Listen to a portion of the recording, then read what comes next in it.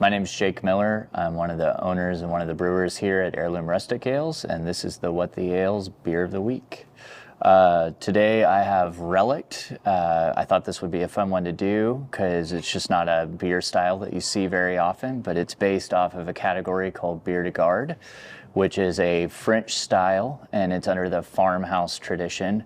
So it's not quite as funky or as dry as a saison, and it's a little bit maltier, and but still kind of holding to that farm beer style of category. It's one of my favorite styles. You don't see it around very much anymore, but one of the styles that I grew up drinking years ago, 10 or 12 years ago, that really inspired me along the way. And I've been making some iteration of this beer since I started brewing. But basically what's cool and unique about these styles is if you're doing it very traditionally, you boil Pilsner malt, which is just a pale malt, for a really long time, hours and hours. And most people only boil their beer for an hour. And so all the color and all the flavor actually comes from this extended boil. And it's kind of like the same sort of mechanics if you're doing a reduction on your stovetop.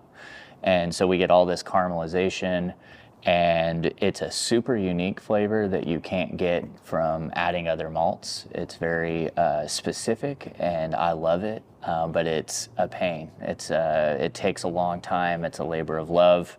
And then you ferment it with kolschist, is the traditional way. And what is also fun about this is we do a second fermentation in the cans and in the kegs to get the carbonation, and that allows us to get a super high level of carbonation. I think it's one of the most underutilized things in beer is to use carbonation to balance a beer. So this beer would come off probably as a little too sweet if it was carved to the normal level. And this extra carbonation actually balances it out. And it's one of my favorite tools to use that you don't see used very often anymore in brewing traditions. But this beer is called Relict, and it's available in cans and on draft starting now. And it always goes quick. So if you want to check it out, come give it a shot. It's 6% alcohol, but it drinks like it's 4.5. Most people are super surprised when they find out that it's 6%. It drinks really easily, and I think it just embodies kind of all the flavors and profiles that I want during the spring in beer. This is our spring seasonal. We've been brewing this since the day we opened. This was actually our second bottle release in the history of Heirloom, and bottle release kind of gives it that emphasis. I don't think we've had a bottle release in 4 or 5 years. So this one's always fun to come back. Staff's been loving it. Everybody's been really interested and intrigued by it. So come on by and try it. So we're releasing a super exciting beer on April 20th on Earth Day. It's called Earth to Beer. It's part of a national campaign, and 35 breweries across the country are participating. And those breweries were selected based off of trying to do things more sustainably within kind of the agricultural products that we use. So the barley, the hops, even the packaging, trying to lessen our footprint, find ways to use unique malts that don't require as much tilling, fertilizer, irrigation, all those things. And so we are releasing a beer that the maltster that we use, it's their very first time to release regenerative malt. And so we'll be using that, and we'll be using Kernza, which is a wheatgrass from Kansas. And it's a perennial.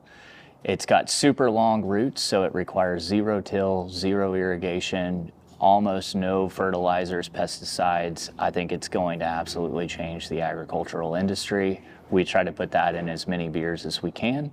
And then we're using Neo-Mexicanus hops, which is a hop species that basically was brought over to America long before all the hops that we use now.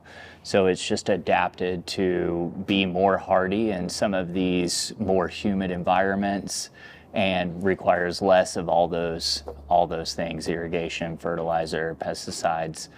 So we're trying to put all of these pieces into a single beer that just basically showcase agricultural agriculture at its best and lessening the impact. So everybody's using different malts, different grains, different hops to try to showcase the ways that they've found specifically in their region to make these things.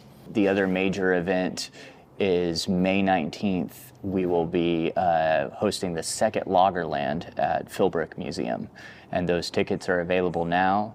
It's 12 breweries that are all doing one-off lagers to celebrate easily the brewer's favorite category of beer, which is lager beer. You'll have anything from hoppy lagers to pilsners to dark lagers, and it'll be on the Philbrook lawns. We'll have a bunch of artisans there selling their wares and the best food trucks in the city. So should be a really good time. It's on a Sunday. It's super relaxed. I love this festival. Tons of live music. It's going to be great. So if you haven't got those tickets, just go to Philbrook's website and you can find them there under Lagerland. This has been the What the Ales Beer of the Week, and thanks for listening.